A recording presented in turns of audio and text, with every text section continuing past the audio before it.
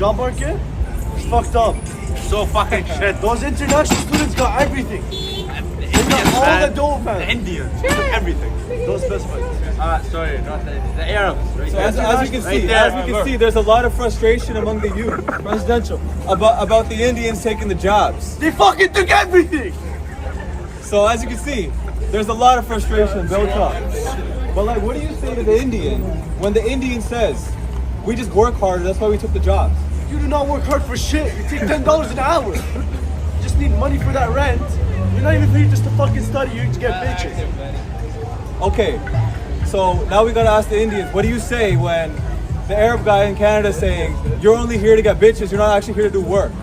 When they're working the long hours, because this is what they'll say back to you. They say, "We come here from another country, we work harder than you. You came here, you were born here. You should have all the opportunities. How come we're taking the jobs?" Hey, no one was born here. We came here too. Yeah, we survived the war and we come We here. came out of a war. We didn't come out of a clean country. Guys, I moved to Canada 1 year ago, and you might as well say I just moved to India. This whole place is India. The air smells like curry, and the whole place is India. I don't see too many white people anymore. It's just Indians. No hate to Indians. I love Indians. I love Indian food. I actually like the smell of the curry too. And I have nothing bad to say about Indians. All I'm trying to get across is that this does not feel like Canada. This literally feels like I touched down in New Delhi. I've only been here for a year, so I don't know if it's always been like this. I know a few of my friends who've been living here said like in the past 5 years, it's just gotten way too many Indians compared to how it was previously. You guys let me know, man. I don't know what to expect. I don't know if 1 year from now, there's never going to be a white person in Canada. It might just all be Indians. I don't know what to expect, man. I don't know if I should move back to New Zealand or if I should stay here. I don't know what's going on. I can already imagine what would happen if I did this. If I posted up a job posting that said this: work permit status with Canada from India will be preferred. This is for a staff accountant position. They're no longer hiding it. The languages: English, Punjabi, Hindi, required. What do you think would happen to me if I said work permit status with Canada? You have to be from England, and I'll give a preference to those people who are from England, or from Italy, or from Spain. And I made that language a requirement. My friends, the rumors are true, and it's no longer being hidden. Reverse racism is racism.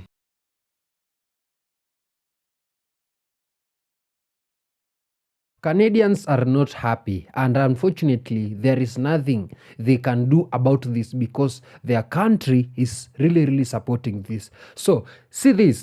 You see, Canadians are complaining that Indians are taking up their jobs.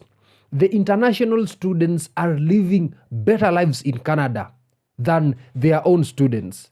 That their jobs, majority of their employees are preferring to offer jobs to Indians than to Canadians. Why is this so? So I've seen some videos of someone posting a job opportunity. And among the requirements of that job opportunity in Canada, you should be a person from India with certain skills and certain languages. You should be speaking English, French, and even Punjabi, which is the majority of the Indians are speaking right now. And some Canadians even are complaining that majority of these Indians, these people coming from India, they're taking all of their jobs, not to mention doctors, not to mention their lecturers, their professors, their teachers, because other schools are hiring the Punjabi speaking Indians to go and teach the Canadians the same Punjabi. And also, some of the Indians are taking up their catering jobs, their delivery jobs, their cooking jobs. They are working in Walmart, all those marts, and taking any jobs available. When you ask the Indians, they are saying, no, we are not taking up your jobs. It is because you are lazy. You Canadians are lazy, and we the Indians, we are just hardworking. And here in Canada, we've seen an opportunity which we cannot seize to take.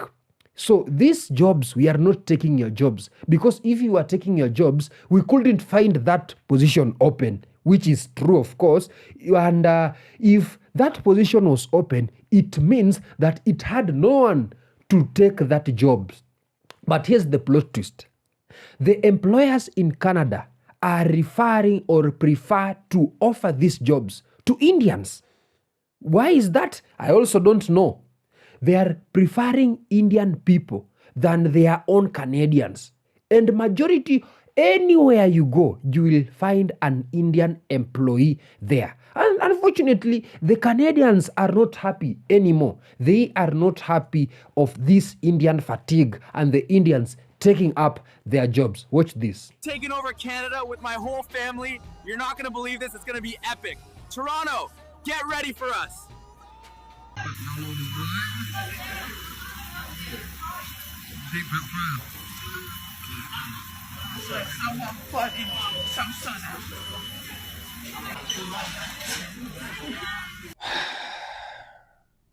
I mean, how? How do you let this happen? How are you so incompetent at your fucking job to allow this bullshit to happen? So I've had a few people recently tell me that Starbucks, apparently they don't like to hire Indian students. Now, I've only ever been to Starbucks once or twice in my entire life. So those of you who are Starbucks connoisseurs, maybe you can chime in. But my first thought was, obviously Starbucks doesn't care about dollars and cents, because if they did, then they would hire these guys. But they seem to care more about the reputation of their brand, which would easily go to shit if they hired these idiots. But I know Starbucks is a very difficult place to work, because the average customer, they come in and they want a little bit of this, a little bit of that, a shot of this, a shot of that, this milk, that milk, pumpkin spice. You know, the international students, their brains are not wired to handle these complex tasks. They can only ever handle simple tasks, like working at Tim Hortons, and they still somehow find a way to fuck that up. It always amazes me whenever you have these international students from India who come here and tell you about how they have a degree from back home and now they're in this country to try to become a doctor, a lawyer, engineer, whatever it is. And yet you see them at their part-time minimum wage job at Tim Hortons and they don't even know how to slap fucking cream cheese on a bagel. You ask for a maple glaze and they give you Boston cream. You ask for a large double-double and they give you a small. Like, how are we supposed to expect that you're going to be a fucking S tier in your field when you can't even do these simple tasks? You know? But I can't honestly sit here and bear all the responsibility on them. I think a lot of it has to also go for the establishments that they work for. So Tim Hortons and McDonald's, these guys have name value. They're a big franchise. They have all the money in the world. They don't care. So for all of you Canadians out there who are talking about, oh, you know, Tim Hortons and McDonald's, Sing Hortons, all these things, and how the restaurant industry is going down in this country, remember this. They have all the money in the world. They're never going bankrupt. They don't care.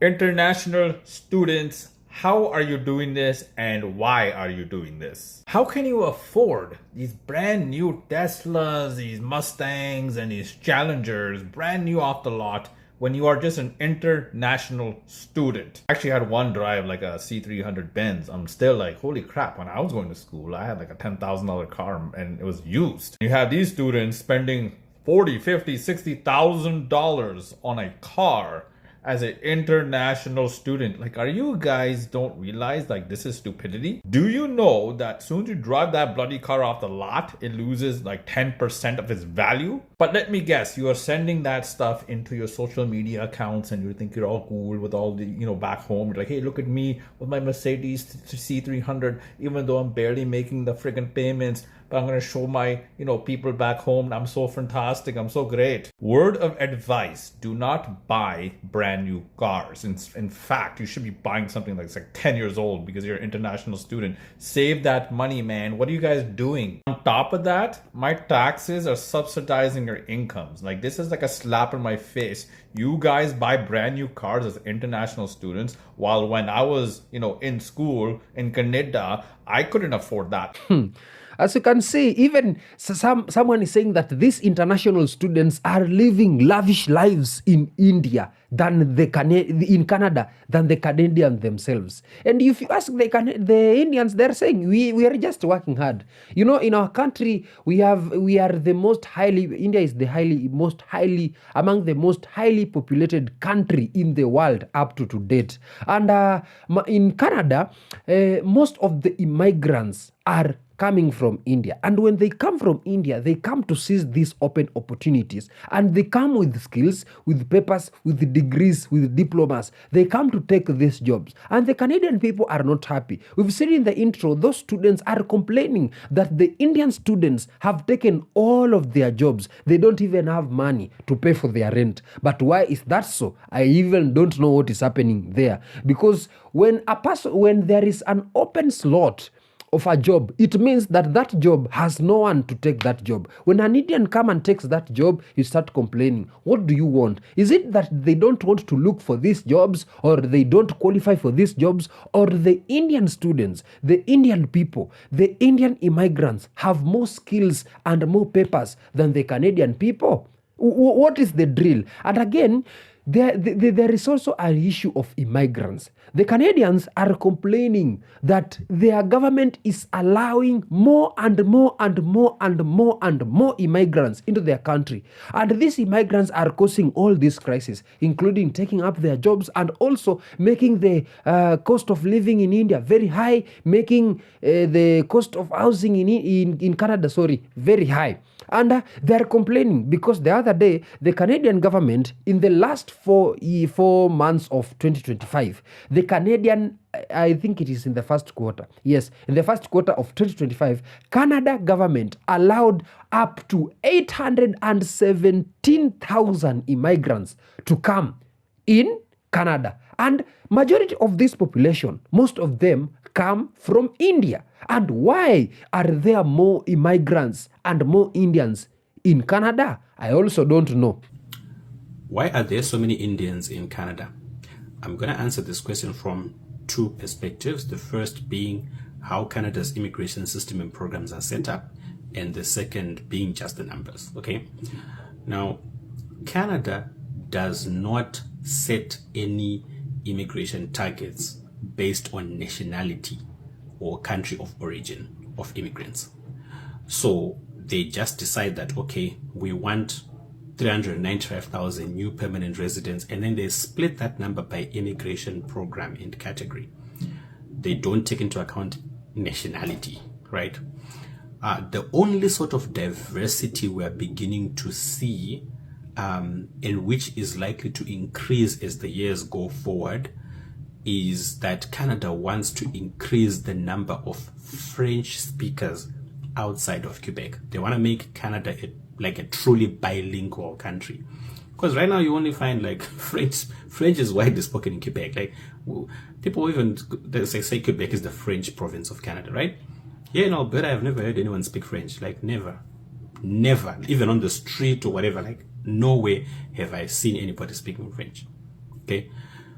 But they want to change that. They want, people to speak both French and English. And this is a challenge to immigrants, guys. I'm going off track here a little bit, but if you're in Canada, even if you're in a province that doesn't speak French, try to learn the language. Okay, now let's go back to our case here. Now, so if you look at the numbers now, for 2023, the number of permanent residents admitted into Canada was 120,000.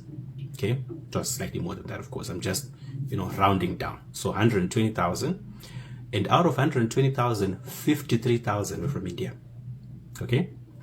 Now, India is a country that has got 35 times the population of Canada. Okay, it's 1.4 billion versus 40 million, and this country with 40 million is targeting 1% of its population, okay, to be like new permanent residents. So if Canada says we want 395,000 new permanent residents, they are opening it up to the whole world, okay. And if they say we want 120,000 immigrants from economic immigration programs, they set the criteria, and it's a level playing field for everybody, regardless of where you're coming from. So what are the chances then that a country with 1.4 billion people will have 50,000 people who would qualify for one program or the other? I mean, you wouldn't notice if 50,000 people vanished from Bangalore, right? There are cities in India that are bigger than Canada population-wise. So that's really what the issue is. Number one, people from a country with a lot of people qualifying for immigration programs that have got very insignificant targets. Okay, so, and then again, you've got a country that doesn't have any sort of diversity quotas or targets in its immigration programs. I'm not saying it's a good thing or a bad thing, it's just how it is. I just read that Canada has let in 817,000 more immigrants in the first 4 months of this year. Is it just me, or does Canada seem like a strainer trying to hold water? We need a fix. Remember that time a year ago where we had people like Justin Trudeau, the Liberals, people in the position of power, talking about how come 2025, new immigrants, international students, people with expired visas and work permits would be gone, deported. And here we are today, and we are now transitioning into the second half of 2025 and second half of this decade. And then I see this. Canada took in 817,000 new immigrants, more or less around that number, in a little over the first quarter of this year. It's like the more things change, the more they stay the same. Goddamn. So with this report, I hope we can put to bed any sort of reports we hear about how the feds are looking to deport and find these international students who are hiding under the radar with expired work permits and expired work visas. It's not a priority for them. They don't care. They don't give a shit. And I'll tell you why. Remember back in March when Mark Carney hired Mark Wiseman, the co-founder CEO of that group, Century Initiative, that advocates for mass immigration with the goal of getting Canada's population to reach 100 million by 2100.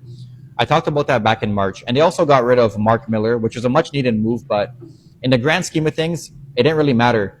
They just replaced one mark with the other. I guess the mark with the C wasn't as useful as the mark with the K. But this is the plan all along.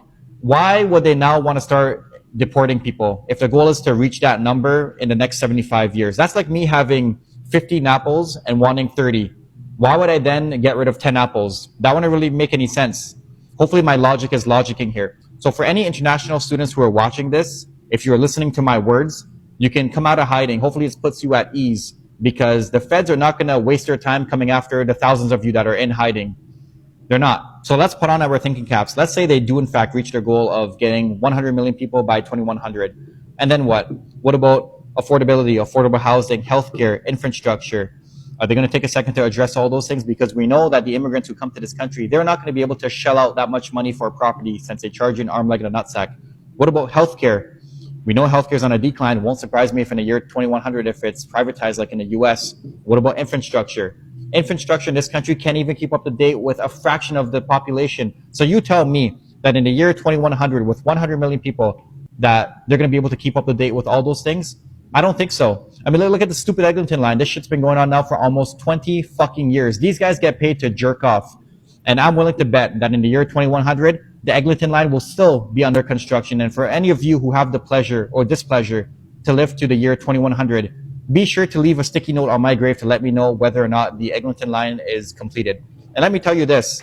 In China, it took them 6 years to build an airport. 6 years. And it's taking us 100 fucking years to build a subway. This whole thing is just so stupid. Don't expect these guys to change their ways because they won't. We just all have to live with it.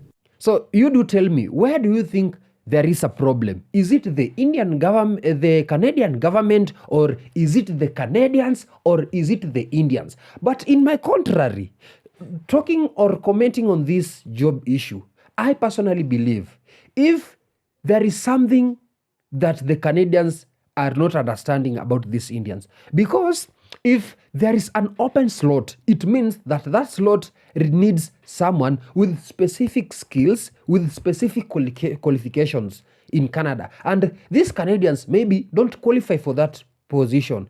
That is why the employees prefers to give this very, very job to these Indians, to these Punjabi speaking Indians, because they believe they are hardworking, they have some certain skills and certain requirements that the Canadian people don't have. That means the Canadian people need to ask these Indians what is the secret. And when it comes to matters of this number of immigrants, I believe Canada was targeting over 100 million population, I think, in the next coming decade. And that is why they are allowing these immigrants into into Canada. But again, when an issue of immigrants becomes so rampant in a country, people will start protesting, and when people start protesting, there will start be a crisis that will be influenced with racism. The Canadians will start being racial for these immigrants. They'll start complaining that these immigrants are taking up their jobs as they have now begun right now.